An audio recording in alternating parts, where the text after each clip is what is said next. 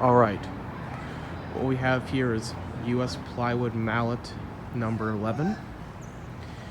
This here is the steam locomotive that started my love of trains. First time I saw this locomotive was in 2010. Now what's kind of cool about this locomotive is that this tender is actually a recycled tank car.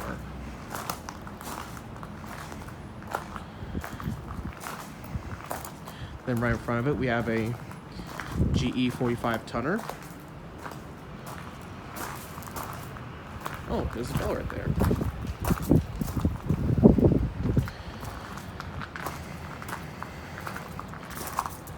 These are just two of the locomotives that are part of this museum, and if I remember last time, these were not moved here. Back at number 11, there's some stairs that go up. It's a bit windy here, but there's a step that you can look into. Number 11's cab appears to be, I think you can actually go in the cab, but I don't think it's a good idea because I think the museum's about to close soon. But that is looks to be a really cool cab though, if you look closely in there.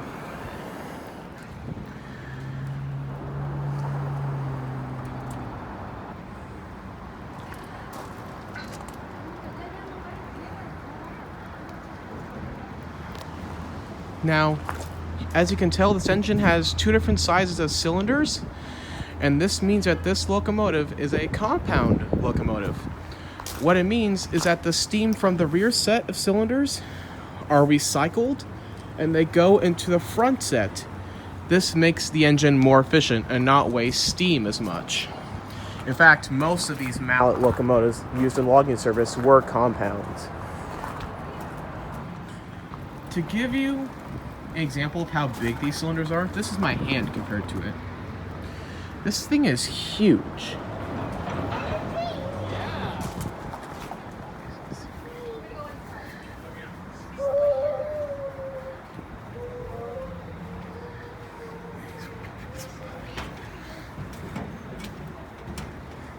So there are stairs on both sides. That shows what the inside of the cab is.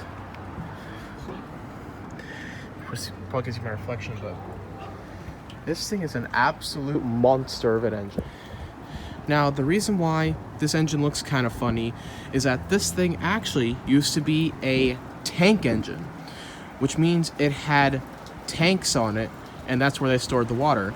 Now, this is one of very few Mallets that had side tanks on it. But later on, when one of the logging companies purchased this, they removed the logging tanks, or should I say the water tanks, and put on a tender for it. Now, this doesn't look like a normal tender. This is actually a 8,000 gallon tank car that they modified to use as a water tank to put behind this engine, which is very interesting. Normally, not a lot of steam locomotives would have a tender like this. Right here we have looks to be a Great Northern baggage car.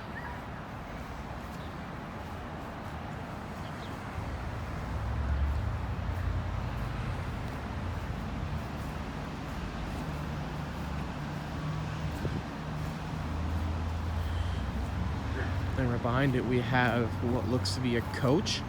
I don't know what railroad that coach is from.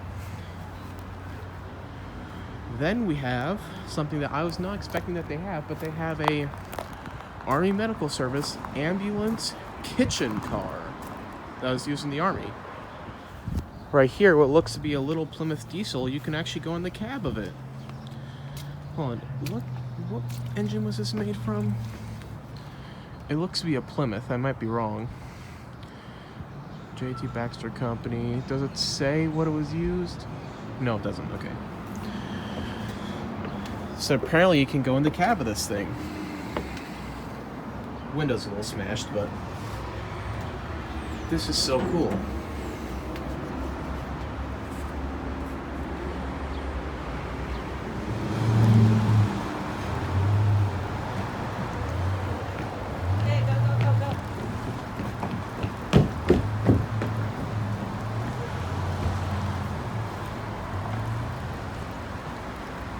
right here we have a logging disconnect car. We're playing with trains. Then right here is a mining car for gravel that you can actually, if you tilt it to one side, the gravel will come dumping out. Then right here we have a coach. I don't know what railroad this is. Maybe does it show? Okay, no it doesn't. So if any of you know what this coach is or what railroad it's from, please let me know.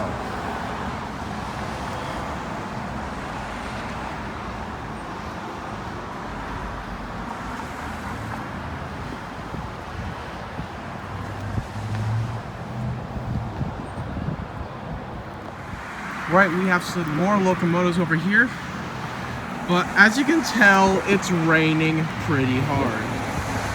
So we're going to try and see what these engines are as quick as we can, and then we're going to go to the inside building of the museum. There is an old locomotive down there. I can't tell what it is, but I'm assuming it's the 10-wheeler because I remember when I went here a couple times, it's always that 10-wheeler that's stuck there. Let's go and see what other pieces of rolling stock we have here.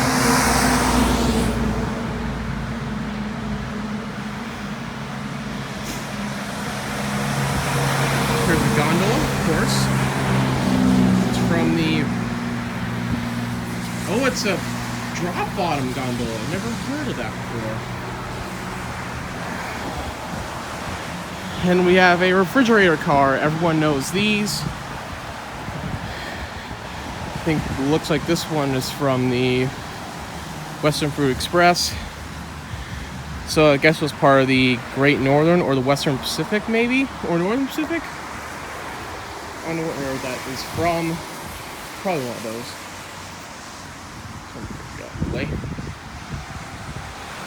I have a tanker. Looks like someone removed the plaque right there. Then we have a boxcar right here. Oh, this is an automobile boxcar actually. Never seen a boxcar like this before. There's two of them. I'm looking back there. I think that is the 10-wheeler that I was talking about. Yep, there it is. That's number 14. Definitely needs some major help there. Alright, it's raining harder. I'm going to try and get this done as fast as I can. Here we have Union Pacific Harriman number 529. A lot of these locomotives are in need of some help. They're not doing very well.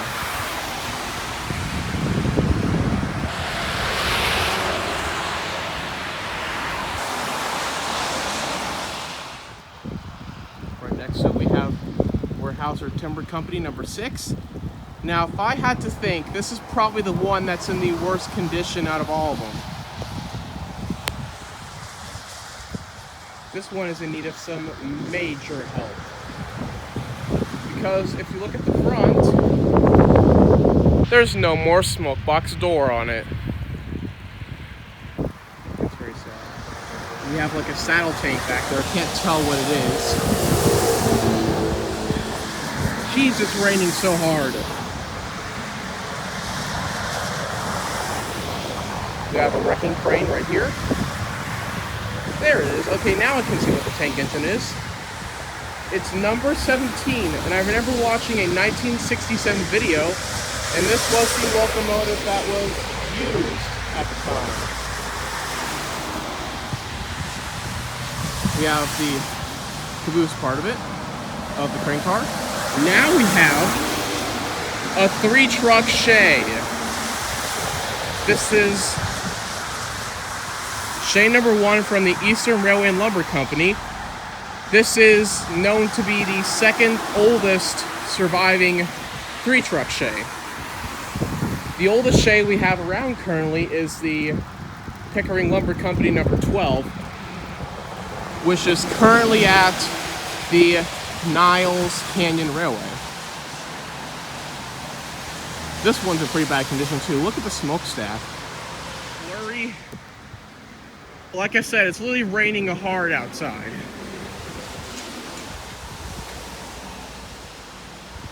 Looks like at the end we have a Plymouth diesel over there. Then behind the Plymouth we have a Reaper, boxcar, another crane car. This one is older, I think. This one looks older. I think you can see the whistle right there.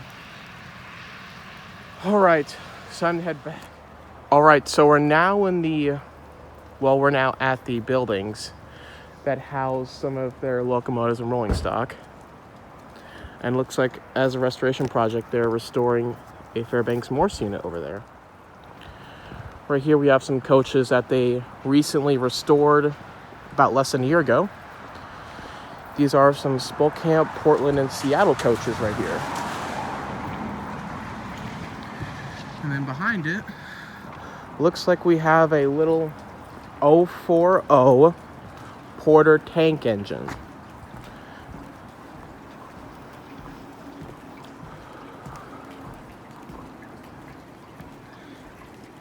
It's a cute little engine.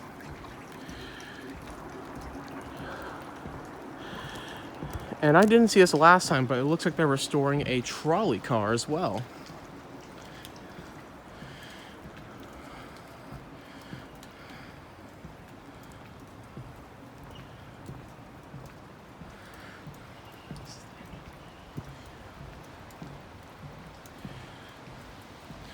So it looks like they are doing some projects for restoring stuff.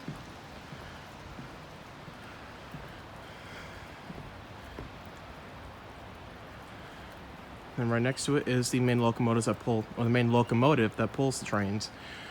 I don't quite know exactly what this locomotive is called, but here we have the train is pulling, which is already mentioned, the Spokane, Portland, and Seattle coaches. And it seems like they did an excellent job restoring these coaches.